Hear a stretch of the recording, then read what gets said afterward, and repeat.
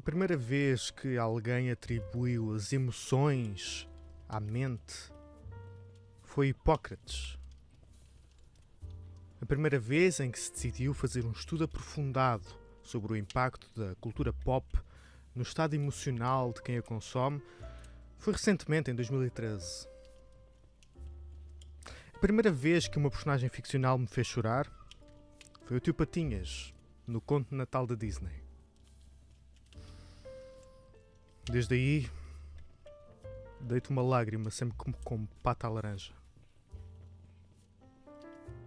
Que se esquece a primeira.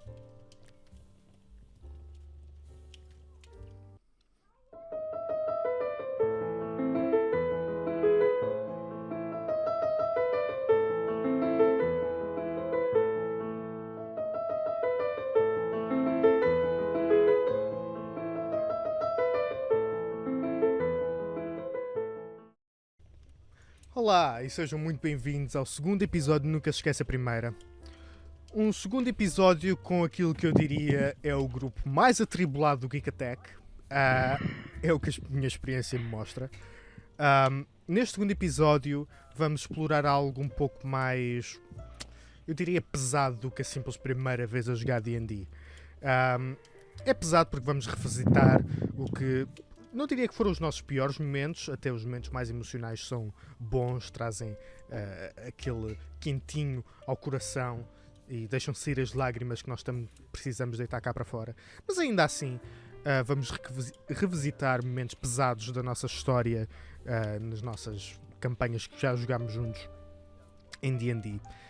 E vamos revisitar isso com o primeiro momento que nos deixou tristes, com a lágrimazinha no canto do olho, com aquele aperto na garganta, que fez com que fosse muito difícil responder à pergunta: então o que é que fazes a seguir? Que o nosso DM nos fez, e que nós tivemos de dizer: espera só um bocadinho, dá-me um segundo. E já não aguento mais. não, por favor. E na verdade, é engraçado o facto de nós estarmos a jogar numa campanha, aliás, diria numa série de campanhas e aventuras, desde a primeira campanha que jogámos juntos até à campanha do Último Bastião. Aquilo que mais existe e aquilo que tem marcado quase os clímaxes das nossas personagens, mais do que momentos de vitória, são momentos trágicos. Quase todos os arcos de história em quase todos os nossos personagens, todas as nossas campanhas, têm sido marcados não por uma celebração à vitória de Naboo, mas um funeral.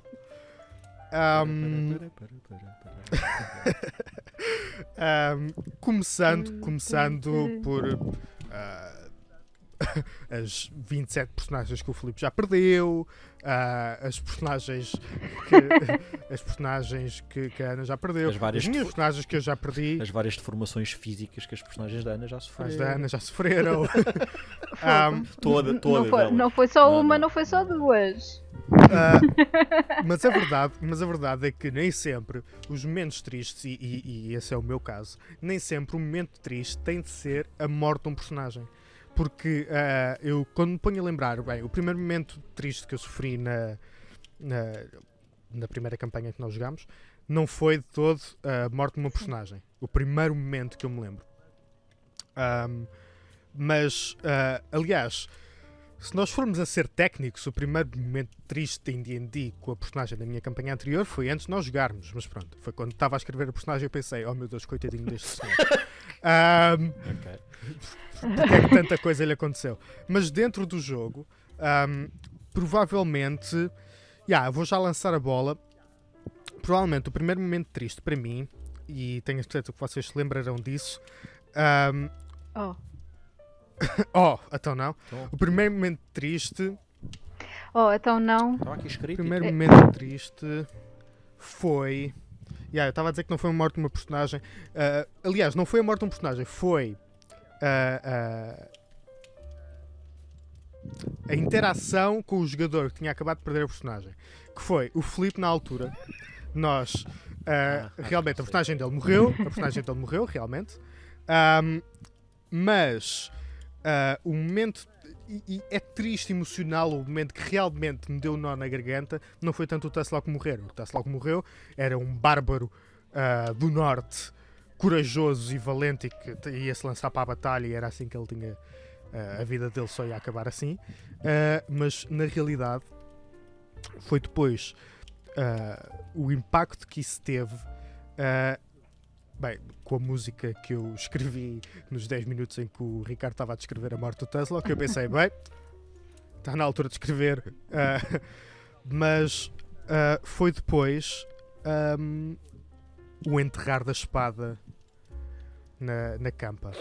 O momento mais triste para mim. Triste. Não, mas todo o tipo de conotações na frase que eu já disse, Ok. ainda assim.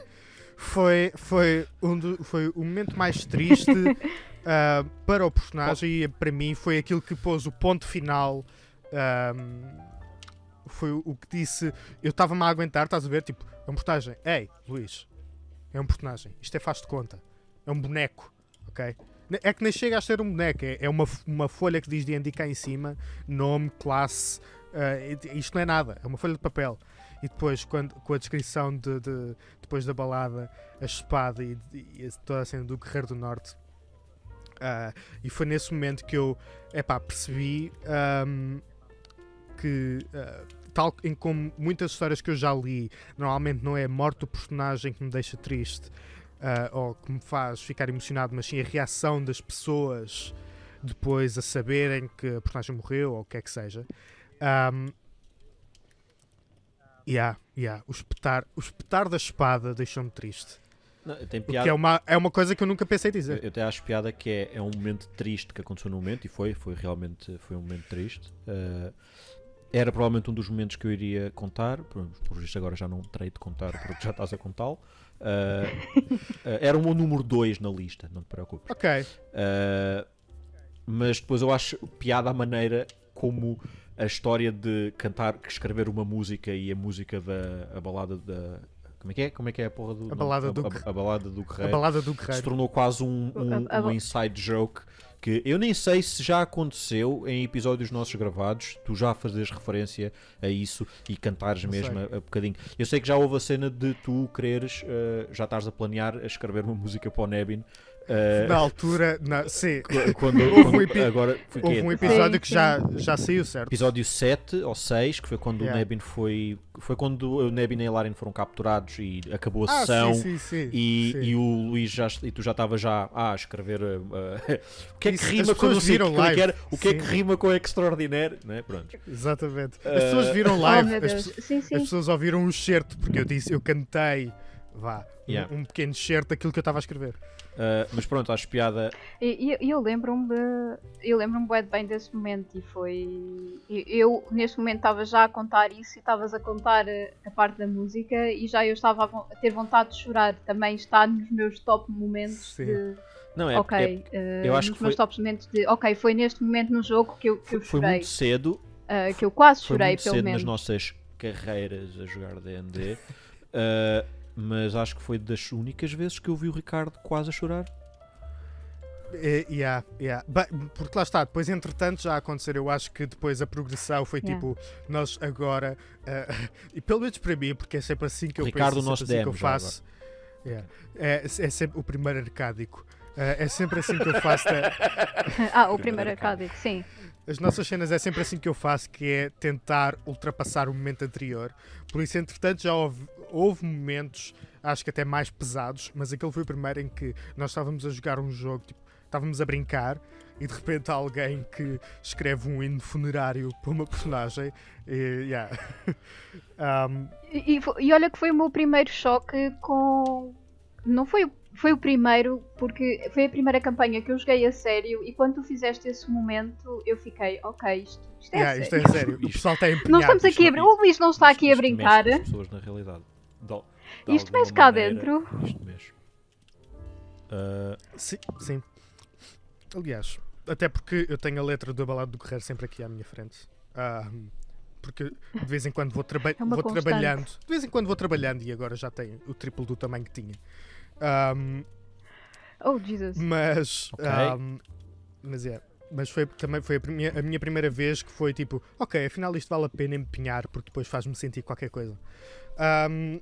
Afinal eu não sou um sociopata. Afinal, eu tenho Afinal eu sentimentos. tenho sentimentos. Fiz estes anos todos de vida para vir para aqui brincar por uma mesa com os amigos para eu descobrir que tenho sentimentos. Porque até agora- Filipe, disseste que tinhas uma lista, então esse era o número 2. Assim, é que eu tentei. É que infelizmente, tendo em conta o meu track record e as coisas que me acontecem e a maneira como as coisas me acontecem, a minha lista de. Tu próprio disseste que estes momentos tristes não têm de ser propriamente mortes. Tough luck.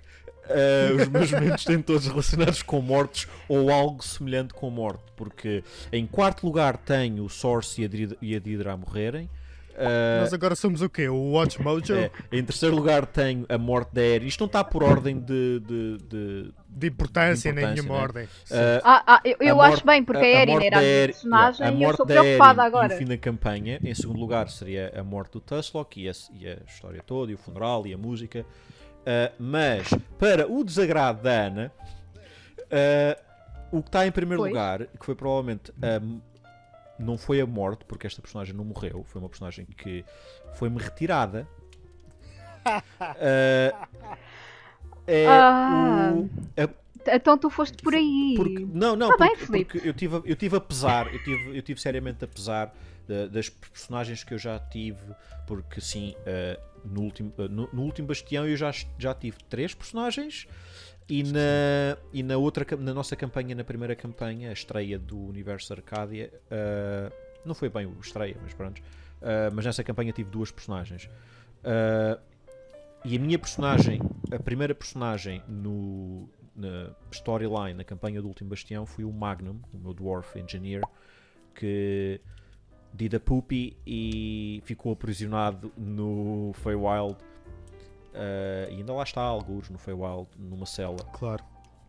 E eu sei que não é a personagem favorita de ninguém nesta campanha, neste grupo.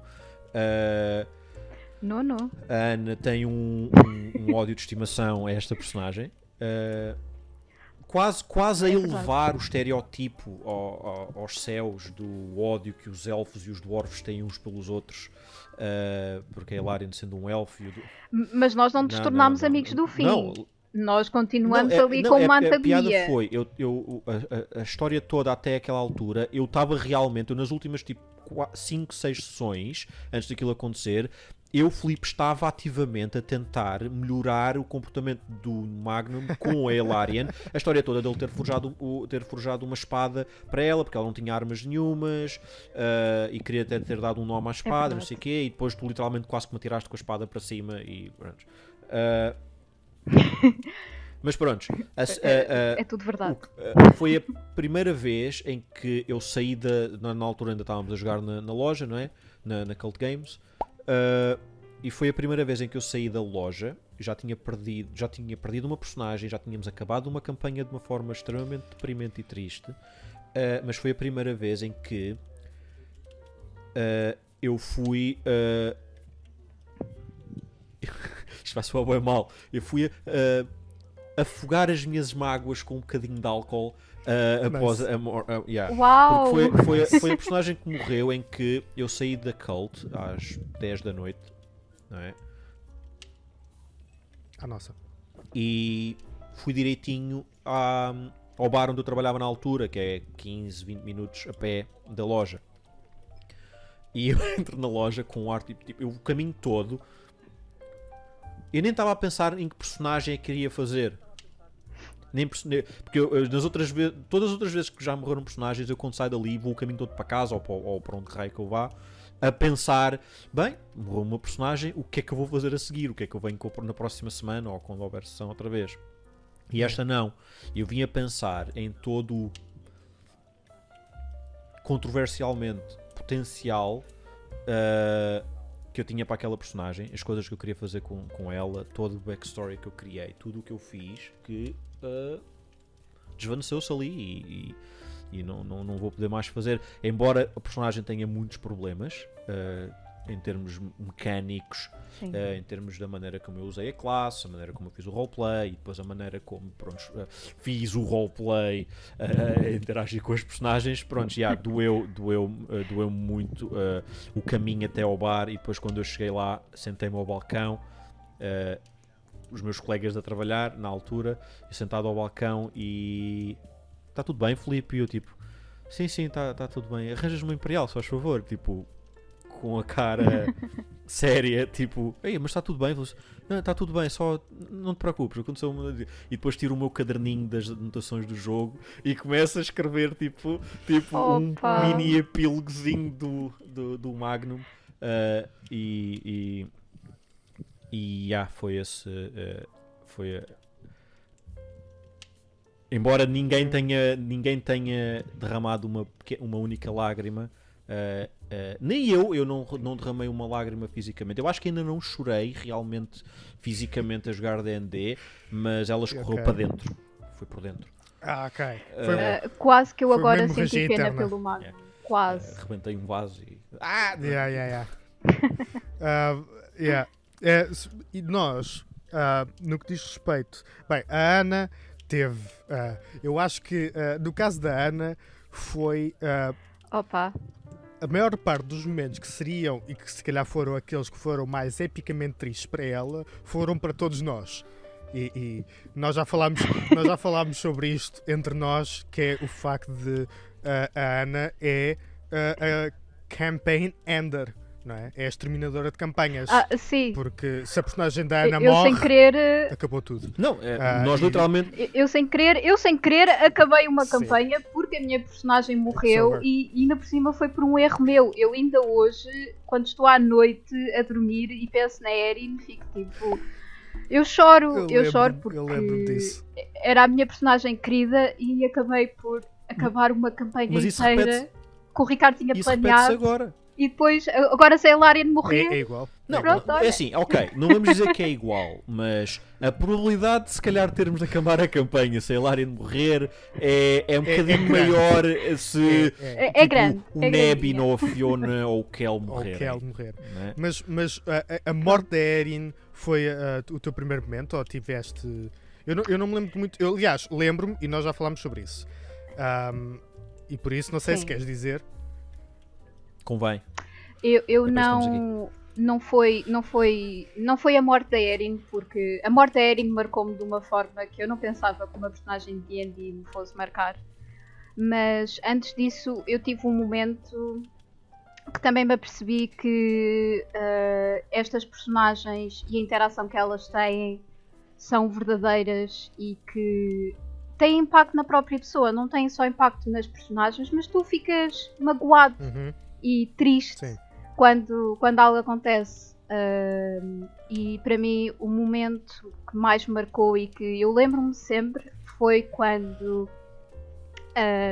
nós estávamos no Underdark e o Garth tinha começado. O Garth, a personagem do Luís, o Alfork Barbarian, Não, Paladino que era o Barbarian. nosso Paladino Barbarian, o nosso afável Garth, o brincalhão Garth. Quando nós chegámos ao Underdark e começámos a ver mudanças no Garth que nós não estávamos a perceber bem o que é que eram, e a Erin começou a perceber isso, e houve uma coisa que o Garth fez que me marcou a mim na altura, e isso foi... Encontramos uma gnoma indefesa no chão, e o que o Garth decide fazer nessa altura, e eu pensava que ele ia tentar ajudá-la, ou...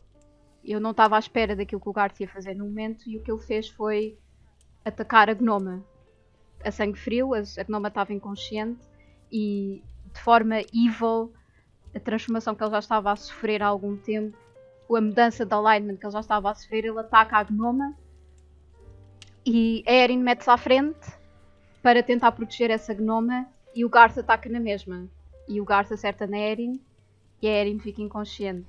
E eu aí... Eu já nem me lembrava dessa cena. E agora está a vir tudo. Essa é uma cena que me marca profundamente, porque Já nem me lembrava foi a mudança de uma personagem querida para a Erin e para mim, que eu achava que nós tínhamos um bonding especial entre as duas personagens, era quase como pai e filha, e depois o Garth continua o ataque dele e ataca a Erin. A Erin fica inconsciente porque ele levou um Natural 20, que eu lembro-me. A Erin fica inconsciente. A Erin fica inconsciente e eu apeteceu-me chorar naquela altura porque foi uma mudança que eu vi no Garth, uma mudança para evil, para o Garth mau, e que eu não queria que acontecesse e esse momento matou-me um bocadinho. Eu depois cheguei a casa e fiquei, oh meu Deus, o Garth atacou a Erin. O Garth atacou uma gnome em defesa e não queria saber o que é que estava à frente dele, ele mesmo assim atacou a Erin. Porque... Eu chorei um bocadinho na ação e eu acho que em casa depois também fiquei tipo, meu Deus, o que é que acabou de acontecer ali? Eu sei, eu também, até porque eu me lembro do que é que aconteceu nos 10 segundos depois disso, que foi de uma maneira muito pesada e muito característica das campanhas de Arcádia. O Garth tentou suicidar-se e o Nix impediu. Porque o Garth atacou a Erin e viu a sua própria filha. E ele tentou suicidar-se depois, mas isso foi o começo. Foi algo que eu na altura tinha trabalhado comigo mesmo, que foi Descent into Madness de alguém preso no Underdark. Mas não foi só isso, depois também foi um bocado não foi só isso. Com a cena do teu pet ter... E também teve relacionado com o que aconteceu para trás. E que era isso que eu ia falar a seguir, porque... Tudo o que aconteceu para trás... Porque tal como o Filipe tem uma lista, eu também tenho uma de momentos que às vezes só vale a pena falar, mas outros, como por exemplo o meu personagem, o Garth, o Paladin Barbarian, que tinha o seu fiel animal de estimação, que ele não via como animal de estimação. Para ele era outra pessoa e era o mais parecido que ele tinha tido como um filho desde que tinha perdido a sua própria, que era o Stormy, nome completo Stormageddon, The Dark Lord of All, que era um urso em miniatura que eu mantenho até sempre comigo. O Stormy está sempre comigo. Tu até levavas para a loja. Exatamente. E tudo. O Stormy está sempre comigo. Quando as nossas personagens são raptadas por uma hag, o meu personagem acorda para ver o esqueleto semi-devorado do seu Stormy no chão, a sua carne consumida pela hag que o tinha em cativeiro. E esse momento foi triste, foi intenso, foi muito emocional. A tristeza transformou-se rapidamente em raiva, tanto para o Garth como para mim. O Garth contra a Hag, eu contra o DM. Mas há dois momentos que me marcam, e é na campanha mais recente, é com o Chiron. O Garth, aquilo que me marcou mais, a morte da Erin, mas a morte da Erin já foi numa altura em que eu tinha decidido que o Garth era um casulo de raiva, a morte da Erin, embora me tenha deixado triste, eu já tinha tomado algumas decisões em relação ao personagem que fizeram com que isso fosse raiva, e foi a tortura dos Drow e whatever. Visto que nós estamos a tentar manter isto pelo menos PG-13, não vou descrever aqui. Mas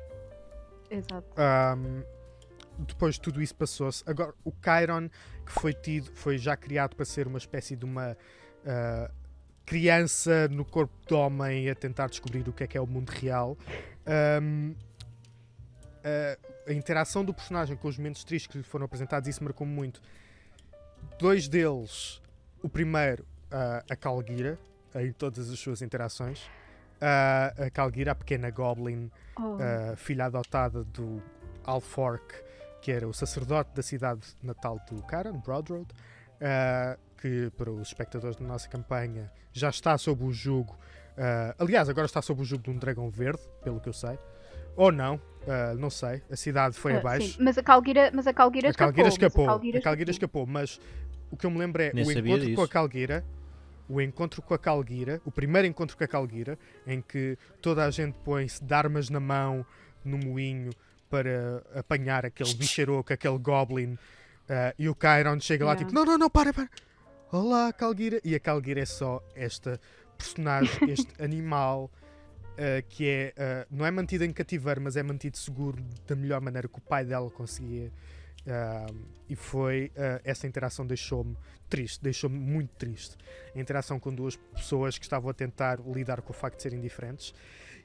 E depois, a partir daí qualquer interação com a Calguira me deixava de lágrima ao canto do olho.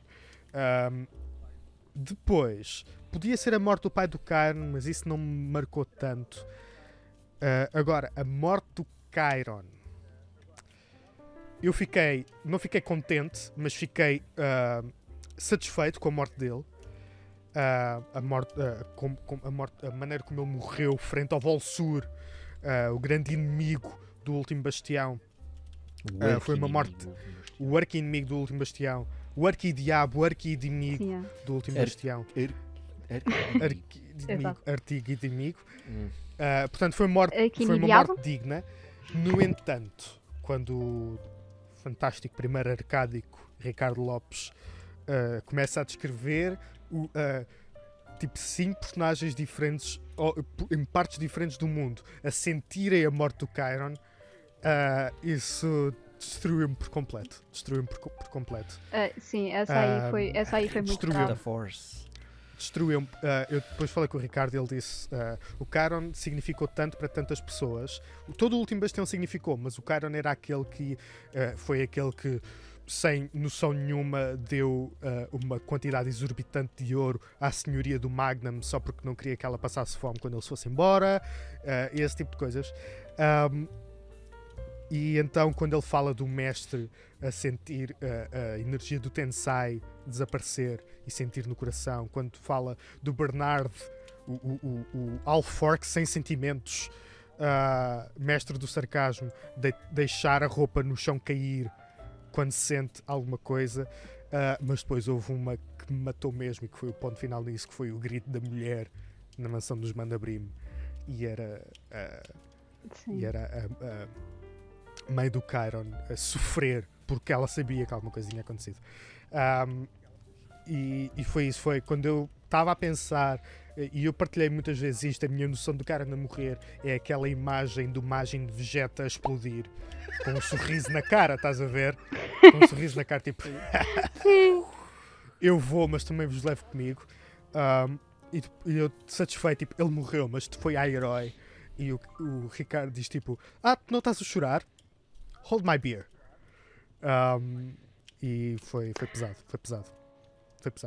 E depois o Ricardo destrói-te os sentimentos, como normalmente fazem todas as campanhas, e todos os momentos tristes que existem numa campanha, ele arranja de uma forma de espetar a faca ainda mais no coração e tornar o momento ainda mais... Ainda ficas com mais vontade de chorar do que aquela que já tens. O Luís tem esta reputação de extremamente composto e até é egocêntrico, até de certa maneira, não é? E ele ainda por cima neste programa quer transparecer uma coisa, mas depois é provavelmente a personagem que chora mais in-game. Sim, a quantidade de vezes que eu já vi o Luís a chorar. Literalmente já temos um episódio gravado onde, não tenho a certeza se já saiu quando o episódio 2 do Nunca Se Esquece a Primeira tiver sair. Já saiu. Já saiu. Já está fora. Então, acho que sim, estás a falar 10. Estás a falar da luta contra a Purple Worm, certo? Sim. Yeah. Com a cena toda quando a Grande Rato decide ressuscitar evitar que o Kel morra. A mestre feiticeira do último bastião. A grande Fiona destrói a sua foi bem, mas isso foi significativo por duas razões: pelo conflito que estava a existir entre as personagens e pela dinâmica entre os dois jogadores. Por isso foi significativo. Sim, porque curiosamente eu estava a editar esse vídeo anteontem ou ontem e estava a ver a parte do fim desse vídeo para saber onde é que tinha de cortar e não sei o quê. E é literalmente a parte em que o Luís está a dizer à Rato: não, Rato, não, nós vamos continuar inimigos. É porque nós temos que manter esta aparência para este plotline. Inimigos. Esta plotline. Sim, eles são os inimigos do Attack. Sim, espectadores, o Rato e o Luís sim, odeiam-se. Sim. A Rato é a minha arca inimiga. Quer dizer, cada vez que eles têm de se encontrar, tem de ter sempre uma pessoa com cada um deles para termos de agarrá-los, porque senão eles... Agarra-me que eu vou... Eu vou aí. Por isso é que fazemos eu, tudo eu isto. vou aí. Sou do mal. E agora Eu sei parecia que tu moras. agora pareces quase a Hilária. Moras. Agora pareces quase a Hilária nem intimidar, ó Filipe. Pois é. Fogo, a sério. Mas Isto é todos os Todos, episódios todos. agora? todos Pronto. temos de falar disso, Ok, todos pronto. temos de mencionar isso. Vão ver as Mas- shorts, vão ver a short. Ou o episódio, bem. veja o episódio que é melhor. Claro. Mas eu acho que, pelo menos a minha experiência tem sido que a única altura em que eu sinto. Porque normalmente, mas isto também é a minha perspectiva do D&D, vejo as coisas um bocadinho superficialmente, em que nós estamos a jogar um jogo, clicky-clack, rocks e números e coisas assim, mas depois, realmente os momentos que fazem aquilo significar alguma coisa são depois quando alguém destrói um dos seus bens mais preciosos para te pôr de novo de pé, ou quando alguém faz com que o teu animal de estimação seja devorado, a tua filha adotiva seja morta por um draw. Eu ponho-me a pensar, porque isto há estudos sobre isto, sobre o facto de o consumo de fantasia, principalmente, aumentar a empatia tipo, na vida real. Porque tu acabas por ficar ligado à personagem que tu estás a ler. Tu não estás a ler só uma personagem que está a fazer a jornada do herói. Tu estás a seguir a jornada do herói com ela. Tu estás a caminhar ao lado dela nós aqui- e a E preocupar-te nós com aqui ela. temos uma perspectiva diferente, porque nós não estamos a assistir a jornada do herói, nós estamos a atuar a jornada do herói. E, Nós neste caso somos o e herói. essa exato. história toda, e isso tudo de construir empatia, eu acho que não afeta só a empatia em geral, mas a maneira depois como nós nos interligamos e começamos a conhecer as outras pessoas, porque eu conheci o Luís quando nós começámos a jogar D&D, conhecemos na faculdade e nós começámos a jogar D&D juntos porque fomos nós que nos influenciámos um ao outro para jogar, e depois conhecemos o Ricardo, e depois conhecemos a Ana, e depois conhecemos a Rato. A Rato já era conhecida do Ricardo e da Ana, e nós agora conseguimos ter isto que existe agora aqui, não é? Um canal de YouTube e somos todos amigos e conversamos e combinamos coisas juntos e coisas do género, não é? E grande parte do D&D, não é? Termos Sim. nós podemos conhecer pouco pessoalmente uns aos outros de a história de vida e o que é que se passa, o que é que aconteceu há 20 anos e porque é que tens essa cicatriz no queixo ou no joelho, ou não sei, eu fiz queixo, não sei porquê. Estavas a pensar no Harry Potter. Não sei. Foi imediatamente para onde eu fui. Eu tenho essa cicatriz no joelho porque sou escolhido para derrotar o feiticeiro das trevas. Alguém. Tivesse só um gajo que ir ali na esquina. Eu sou escolhido para derrotar a Rato, por isso é que nós somos arqui-inimigos. Ok. Mas esta história, esta ok. ideia nós podemos até nos conhecermos pouco pessoalmente, tipo, em termos de vida, mas ao estarmos a jogar e ao estarmos a ver como as pessoas jogam e interpretam as suas personagens, e é uma coisa que eu, provavelmente com mais experiência do que todos vocês, após interpretar várias personagens diferentes, consigo dizer que é muito difícil construirmos uma personagem que não seja um fragmento da nossa própria personalidade. É muito difícil fazermos algo que seja completamente fora de quem nós somos. E fazer isso, e se fizermos isso, é muito provável que não seja uma boa personagem, porque nós não vamos ter um contexto real de como é que fazer roleplay daquela personagem. Nós, na realidade, nós não somos atores profissionais para conseguirmos fazer uma coisa dessas. Aliás, até atores profissionais têm dificuldade de fazer coisas dessas, não é? E ao fazermos isso, eu estar a mostrar como é que eu faço roleplay com o Magnum, ou com o Nebin, ou com o Orfeu, ou com o Tuslock, estou a mostrar a mim, aos outros, uma parte de como é que eu sou, não é? E essa parte toda da empatia de eu acabo por ficar-vos a conhecer por um proxy das vossas personagens. Yeah. E depois podemos ver o Luís a chorar, porque nunca tinha visto o Luís a chorar noutra situação a não ser sentado a uma mesa a rolar dados e a beber Coca-Cola.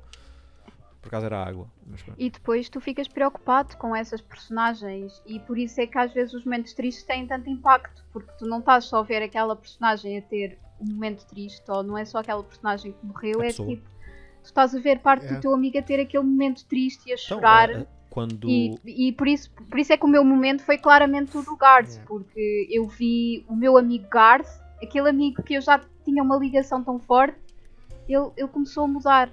E isso partiu um Não, bocadinho pois por é, dentro. por exemplo, Fogo. eu acho Fogo, Luís. eu O não que é que tenho a tu foste certeza se foi fazer? quando a Erin morreu ou não, mas acho que foi, não é? Quando tu te levantaste e tiveste de ir à rua apanhar ar, não foi? Sim, eu quando a Erin morreu, simplesmente, E- tipo, ainda por cima ela morreu da pior forma possível, que foi um Death Saving Throw e um Natural One. E o Ricardo disse, a tua personagem morreu, e eu Eu levantei-me tenho de ir lá fora. e fui lá fora, E, porque e, e é aí que a estava gente vê tipo, ok, isto não é. Tipo, já me aconteceu a mim, eu sei o que é, mas não sou só eu. Não sou só eu que estou aqui a levar isto minimamente a Exato. sério. Yeah. Sim, eu estava a pensar numa coisa e acabei por me distrair pela vossa eloquência. Mas. Eu estava a pensar. Espera aí. O que tu estavas a dizer, Ana, faz-me pensar na expressão de. If you can't handle me at my worst, you don't deserve me at my best. E tu, o que realmente te faz ver, ok, esta pessoa, isto é o que toca esta pessoa, e é tipo, quando ela está feliz, Sim. é tudo muito bom, mas afinal esta pessoa também pode estar assim e sentir estas coisas. O que o Filipe disse sobre nunca me ter visto dessa maneira, a não ser a jogar D&D, também me faz pensar nisso. E Não, é verdade. eu já tinha visto triste, já tinha visto em baixo e mal, mas a chorar, não. Yeah. Mas e é por isso que é um bocadinho a moral que podemos começar a desenhar aqui para terminarmos. Uma coisa que D&D tem de bom, e eu sei que nas conversas privadas, não tanto em público, mas nas nossas conversas privadas, aquele que tem mais coisas contra D&D normalmente sou sempre eu. Mas se há algo bom e se há coisas boas, é o facto de poder ser um escape criativo, mas também um bom escape emocional. Estás num sítio controlado, em princípio, e se tiveres sorte, entre amigos, entre bons amigos. Se não tiveres entre amigos, provavelmente também não vais ter momentos destes como aqueles que nós temos. Em princípio estás numa zona controlada com amigos e é Um ambiente seguro. permitido Sim. libertar-te de uma maneira que não é, se por exemplo tiveres um ataque de ansiedade na rua, porque sei lá, qualquer coisa de mal te acontece e tu tentas controlar porque estás entre pessoas que te podem julgar de outra maneira. Provavelmente os teus amigos não te vão julgar porque provavelmente eles vão estar a fazer exatamente o mesmo, a chorar no mesmo momento, ou se não, pelo menos vão te compreender, tipo, eu não estou a deitar lágrimas por fora. Mas eu estou a sofrer contigo. Tipo, tu não estás a sofrer sozinho. Sim. A tua personagem morreu, mas nós estamos a sentir a morte da tua personagem. O teu personagem morreu. Tu não estás sozinho nisto. É tipo, eu vou chorar porque a tua personagem morreu também. Às vezes pode parecer um bocado ingrato quase comparar isto com a morte real de uma pessoa. Claro. Mas não é muito longe. Não é muito longe. Eu diria que é muito longe, é muito longe, mas pronto, é uma trial experience. Sim. O que eu acho que tu estás a tentar dizer é quase como se fosse uma versão, tipo uma maquete, uma pequena maquete daquilo que exato. O real. Sim, e depois depende do nível de empenho que tu tens, e há pessoas, por exemplo, eu agora. Não, as personagens depois eu começo sempre por dizer que não me vou empenhar tanto e depois quando acaba. Mas quando chegamos ao fim, é o que é. Mas personagens como aquela, por exemplo, a que eu me empenhei mais, que foi o Garth, o fim daquela personagem foi como se eu tivesse de dizer adeus a uma pessoa que eu conhecia. Dando o meu exemplo, desculpa lá, não te quero Força. No meu exemplo agora, o Nebby neste momento é provavelmente a personagem com a qual me empenhei mais em termos de roleplay e de parecer legítimo, vamos dizer assim. Com um background relativamente bem formado e bem definido com o Ricardo. E da mesma maneira como tu gostas muito de fazer, Luís, que é querer definir como é que a tua personagem vai morrer, não é? Tu gostas de escrever uma história, todas quando crias as uma personagens, personagem, todas as tuas personagens sempre. não são uma história em aberto, têm todas um Não. fim. Só A que minha personagem, sim, não eu tem começo é por o meio. escrever. Não. Não tem o A, meio. a personagem. Tu não sabes o que é que A acontece. personalidade das minhas personagens todas é definida pela maneira que eu acho que elas responderiam ao momento da sua morte. Eu acho que só ouvi tu dizeres isso realmente depois de eu já estar a jogar com o Nebin, mas é engraçado que eu, quando criei o Nebin, pensei logo nisso, que é, e era aí que eu queria chegar, que é, eu sei como é que o Nebin vai morrer, ou pelo menos quer morrer, e mesmo assim eu sei que vai doer para caraças se ele morrer dessa maneira. Se calhar ainda vai doer mais se ele morrer da maneira como eu planeei do que se ele morresse Rocks Fall, Everybody Dies, ou envelhece e morre de velho. Não, porque a minha ideia com o Nebin é que ele morre em serviço, não é? Claro. Ele é um membro da Ordem e ele vai morrer ao serviço da Ordem. E se isso acontecer, eu não sei o que é que vai acontecer. Não percam, se calhar eu vou chorar em câmara, pessoas. Mas não vamos perder. Eu espero bem que sim. Não vamos perder, mas o que vamos perder é esta ótima companhia que temos aqui tido, porque o episódio está a acabar. E acho que o que podemos tirar é que D&D não é um jogo para fracos. D&D é um jogo para aqueles poucos fortes que não têm medo de deitar uma lágrima de vez em quando. E é assim que vamos acabar o nosso programa. Muito obrigado, Ana. Muito obrigado, Filipe, por partilharem as vossas mágoas. Eu pensei, por acaso pensei sim. que juntando álcool e histórias tristes, lágrimas apareceriam, mas foi uma conversa tão simples e uma conversa sobre coisas tão passadas e já tão definidas. Mas deixei. Mas olha que tu estiveste perto. Com a história do Teslock. Porque eu apaguei isso da minha memória um bocadinho e depois tu começaste a contar os detalhes e eu já estava eu pensei em cantar um excerto da música e depois pensei. Agora com a minha história do Nebin até já estou a ficar um bocado tipo. Ainda nem primeira vez que eu chorei num podcast aconteceu e eu já estou a pensar, isto se acontecer vai ser complicado. Obrigada, Luís. Obrigado, Luís. Por este momento, por este tempinho. Obrigado eu. Fazer sentir. Foi a primeira vez que eu senti esta semana. Sim. Também só estamos na terça, também, não é?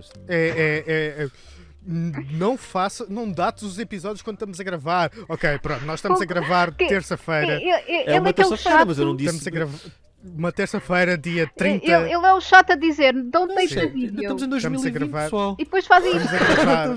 Estamos a gravar uma terça-feira, dia 30 de fevereiro de 2020. Foi um prazer ter-vos comigo. E até à próxima, amigos. E agora, pessoas lá em casa, tenho de vos dizer adeus a vocês também. Foi um prazer ter-vos comigo. Peço desculpa pelos meus convidados. Prometo que os próximos serão melhores. Receio que um deles vai ser o mesmo, mas eu vou falar com ele entretanto. Que tenham muitos momentos tristes em D&D, que os façam chorar, mas que os façam sentir. À minha.